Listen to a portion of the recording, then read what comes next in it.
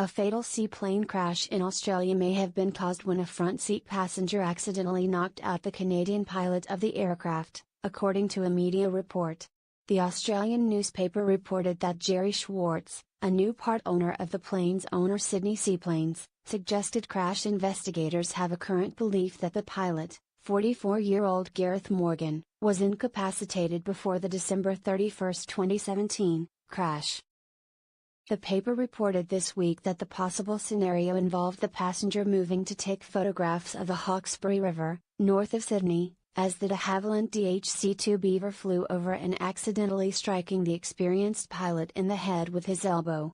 Sydney Seaplanes could not be reached for comment by the Globe and Mail on Monday. Asked about the speculation, the Australian Transport Safety Bureau said in a statement issued to the Globe that the investigation into the accident is continuing, with no final conclusions before a final report expected early in 2019, and no briefing to parties outside the probe. As this is an active investigation, the ATSB is unable to make and comment on the specific aspects of the investigation, said the statement issued by the agency. The ATSB is considering various issues, including the pilot's qualifications, experience, medical information as well as several other lines of inquiry, the statement said. Mr. Morgan was born in Sydney but grew up in North Vancouver. He earned an aviation diploma from the University of the Fraser Valley, and began a career in flight that included stops flying for operators in northern BC, the Northwest Territories, as well as other high Arctic locations. Eventually, he returned to Australia to fly for Sydney Seaplanes. Also killed in the crash were 58-year-old Richard Cousins, chief executive of the prominent British catering company Compass Group plc, his fiancée and her young daughter and Mr. Cousins's 2 adult sons.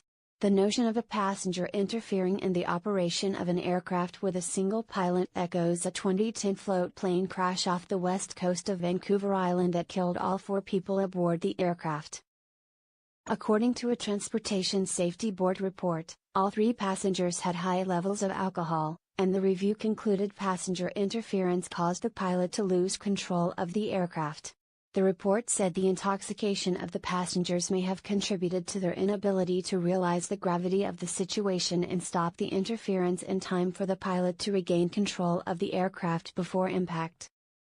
Rod Hayward, a trained pilot and associate business professor at UFV specializing in aviation management, said pilots, especially those facing the prospect of being at the helm solo, are generally taught about being mindful of risks posed by passengers.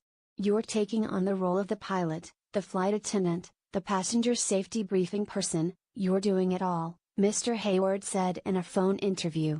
He said he couldn't comment on the Australian crash but that there is no real training or contingency for single pilot dealing with his or her own incapacitation.